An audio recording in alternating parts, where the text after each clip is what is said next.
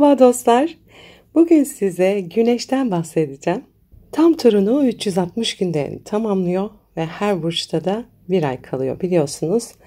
Peki biz bu transitten nasıl etkileniyoruz? Onların küçük bir özetini şu anda anlatacağım size. Bu konuyu Merkür üyeleri için uzun uzun detaylı anlattım. Dilerseniz oradan da izleyebilirsiniz. Eğer doğum haritanızı biliyorsanız transit gezegenlerin doğum haritanızdaki ev geçişlerinden ve gezegenlerinizle kurduğu açılardan nasıl etkileneceğinizi öğrenebilirsiniz. Merkür üyeliklerine ben bu konuları detaylıca anlatıyorum. Dediğim gibi dilerseniz oradan da izleyebilirsiniz. Her sabah ufuktan doğan güneş gökyüzünü aydınlatırken sadece ışık vermez. O kalbimizin derinliklerinde saklı olan ışığı da uyandırır. Astrolojide güneş kimliğimizi, benliğimizi, özümüzü temsil eder ve gökyüzünde yaptığı her hareket hayatımızda yeni bir sahnenin açılması gibidir. Bazen bir dostla karşılaşır gibi yumuşak bir enerji getirir, bazen de bir öğretmen gibi sert ama gerekli derslerle karşımıza çıkar. İşte bu yüzden güneşin her geçişi bir hikayedir ve bizler bu hikayenin kahramanlarıyız. Şimdi birlikte Güneş'in gökyüzünde yaptığı yolculuğa çıkıyoruz ve onun gezegenlerle, ay düğümleriyle kurduğu buluşmada hayatımızın hangi kapılarının açıldığını keşfedeceğiz. Güneş yolculuğunun ilk durağında Merkür'le buluşur, zihin aydınlanır, sözcükler güçlenir, düşünceler hızlanır. Bu transit bize şunu hatırlatır: düşüncelerinize dikkat edin, çünkü onlar geleceğinizi yazar.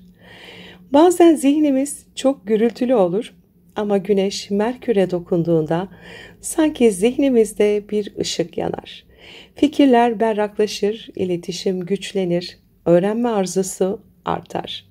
Sonra Güneş Venüs'le dans eder. Kalp yumuşar, sevgi, estetik, uyum ve güzellik ön plana çıkar. Bu transit bize şunu söyler: hayat sadece mücadele değil, hayat aynı zamanda sevgidir. İlişkiler derinleşir, kalp kapıları açılır. Belki aşka rastlarsınız, belki sanatla ruhunuz şifalanır. Ama mutlaka bir şey sizi güzelliğe davet eder. Güneş bir sonraki durağında Mars'la buluşur. Burada enerji yükselir, irade güçlenir. Ama aynı zamanda çatışma, rekabet ve öfke de sahneye çıkabilir. Bu transit size şunu öğretir: gücünü başkalarına karşı değil, kendi yolunu açmak için kullan. Eğer öfkenizi bilinçsizce dışarıya saçarsanız krizler çıkar.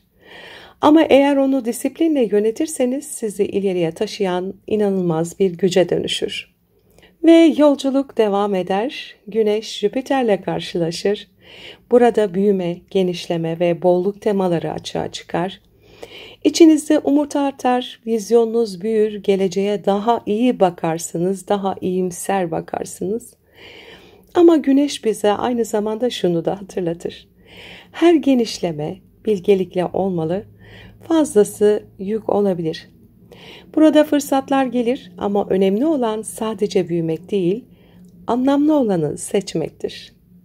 Ve Güneş Satürn'le yüzleşir.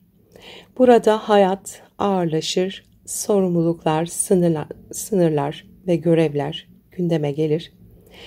Bu transit bize şunu hatırlatır: gerçek özgürlük disiplinle başlar.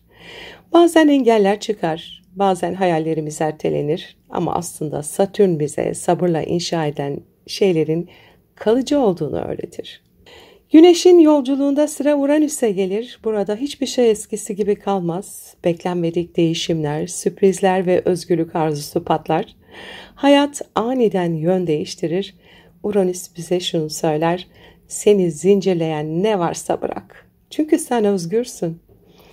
Bazen bir ayrılık, bazen ani bir karar, bazen de yepyeni bir ilhamla hayatımız kökten değişir. Sonra Güneş Neptün'le karşılaşır. Sisli gerçeklik. Burada gerçeklik bulanıklaşır. Hayaller, sezgiler, ilham, bazen de yanılsamalar ortaya çıkar. Bu transit bize şunu öğretir: her şey açık seçik görünmeyebilir ama kalbiniz doğruyu bilir.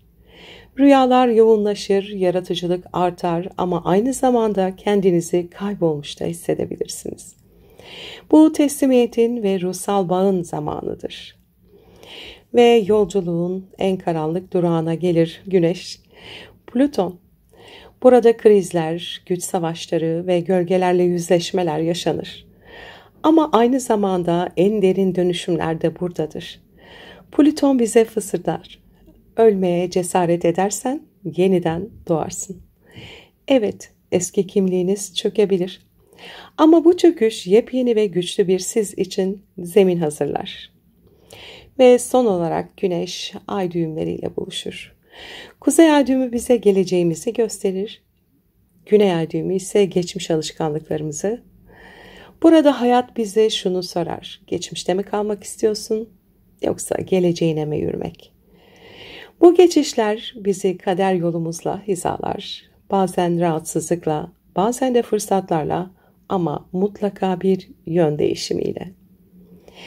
Ve işte yolculuk biter, Güneş her gezegenle konuşur ve her biriyle bir hikaye yazar. Bazen büyütür, bazen sınar, bazen sarsar ama her seferinde bizi kendimize biraz daha yaklaştırır. Güneşin yolculuğu bize şunu hatırlatır. Hayat sürekli bir dönüşüm hikayesidir. Her ışık bir gölgeyle büyür ve her gölge ışığa giden yolu gösterir. Kendinize sorun. Şu an Güneş benim hayatımda hangi kapıyı aralıyor? Ve ben o kapıdan cesurca geçmeye hazır mıyım? Unutmayın, Güneş her gün yeniden doğar ve siz de her gün yeniden doğabilirsiniz. Dediğim gibi Güneş'in transitini, evlerden geçişini ve gezegenlerinizle kurduğu açıları Merkür üyeliklerinde detaylıca anlattım. 10-12 video gibi oldu. Dilerseniz oradan da izleyebilirsiniz. Mutlu, umutlu, huzurlu bir gün geçirmenizi dilerim. Sevgiyle kalın.